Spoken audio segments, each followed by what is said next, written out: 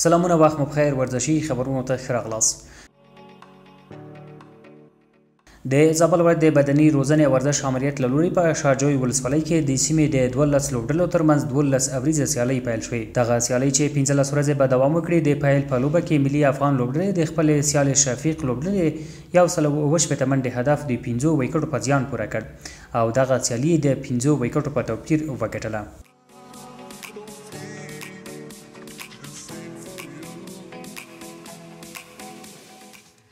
د پکتیکا ولایت مرکز شرنې جګیانو کلي کې د همدې کلي د ځوانانو لخوا له ټیپ بال فدراسیون سره په همغږۍ د 10 لوبډلو ترمنځ د کرکټ ټیپ بال کرکټ جوړې شوې 8 اوریزه سیالۍ د بریال محمد خیل لوبډلې په ګټه پای ته ورسېدې. دغه سیالۍ چې 2 ورځې دوام وکړ په پایلوبه کې شاویز لوبډلې لومړی توپوهنه وکړه او په ټاکلو 8 ورونو کې سیال لوبډلې ته د 3 منډو هدف کېښود چې په مقابل کې د بریال لوبډلې د 3 لوبغاړو په سوځېدو سره ټاکلی هدف پوره کړ او لوبه یې د 9 ویکټو په توپیر وګټله. په پای کې مقام ګټونکې لوبډلې ته چمتو شوې جایزې هم ورکړل شوې.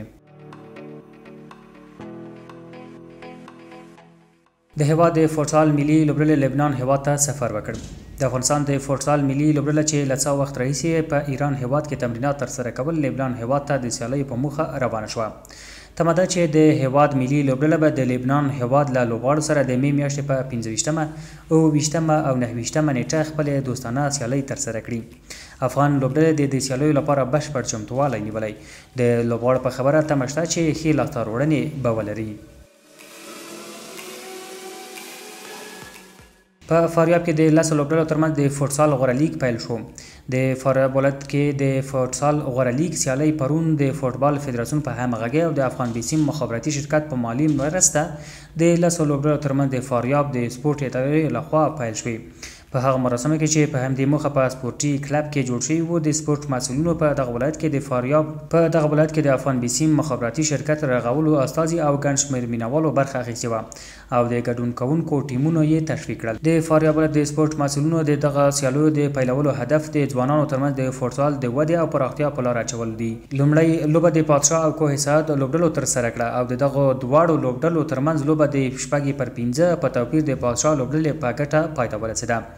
د یادونې وړ ده چې دغه سیالۍ به 26 ورځې دوام وکړي چې نن سه شنبه به د الف قیصر او تور پښتو منتخب لوبډلې له یو بل سره مخامخ شي او په دویمه لوبه کې به شاهین سرخاب او بادګي لوبډلې له یو بل سره مخامخ شي.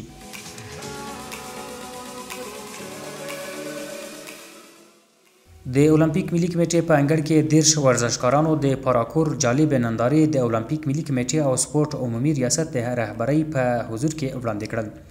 د یادو نندارو په مراسمو کې د اولمپیک ملي کمیټې او سپورټ عمومي رئیس الحاج مولوي عبدالودود حقانی، د اولمپیک ملي کمیټې اجرایي رئیس داد محمد پاینده اختري، د اړوند فدراسیون مسؤلینو او ورزشکارانو ګډون کړی و.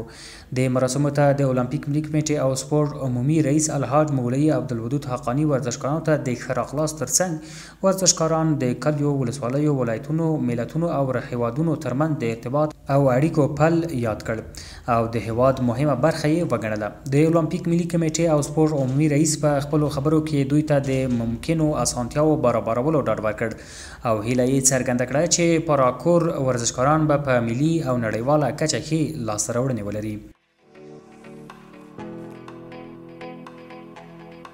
د راپورونو له مخې لیسبون تل د حقیقت پوهانو لپاره په زړه پورې خاطرې یادوي. دواړه په دې شرط چې کریسټیانو رونالډو په زړه پورې ځلېدلی او د فوټبال نړۍ ته یې ځان معرفي کړی دی. د 2014 کال اروپا د اتلانو لیگ تاریخي اتلولي هم ګټلې، مګر په 2 دقیقو کې او 48 ثانیو کې سرجینو راموس د هغه لپاره پاڼه بدله کړه. ټیم او یو څه یې وکړل چې له 12 کلونو وروسته به ریال ماډریډ یو ځل بیا د اروپا اتلولي وګټي او خپل 10 ټرافي ولمانځي. په 2013-2014 کلونو کې د ماډریډ اروپایي دربي کې اتلیټیکو لومړی د یوروګوای ډیاګو ګوډین لخوا په لومړۍ نیمایي کې د ګول سره مخ شو، مګر د کپتان سرجینو راموس لخوا په وروستیو 120 دقیقو کې پای ته ورسېد. دا لوژ په لوبغالي کې د سکوربورډ 4 و چې ګالیکسیانو په ګټه پای ته ورسېد. د ریال ماډریډ مشر روزونکي آرلو انچولیټي د لا ډیسیما ګټلو وروسته وویل دا داسې وه لکه په ټوله نړۍ کې چې جشن وي. ما هیڅکله داسې څه نه وو لیدلي. ریال ماډریډ په اروپا کې د خپل 10م اتلولۍ ګټلو وروسته یو نړیوال کلتور جوړ شو.